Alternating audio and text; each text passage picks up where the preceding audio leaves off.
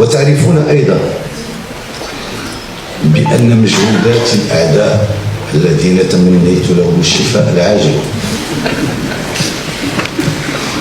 لن يدخروا أي جهد في تبخيس عمل المملكة المغربية وعمل المؤسسات المغربية وعمل الشعب المغربي، أولا في تطوير إمكانياته الذاتية، ولكن أيضا خدمة لكرة القدم والرياضة الأفريقية والعالمية، ومساهمة منه كما ساهم في السابق وعبر التاريخ.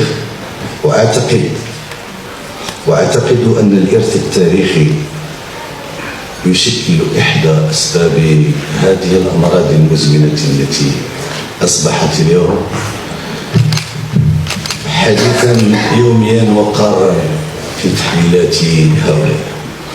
قلت بأن علينا أن نكون نستحضر بأن الأعداء سيسخرون كل جهودهم، وعلينا أن نكون قادرين يقظين كما كنتم دائما بطبيعة الحال في هذه المناسبات.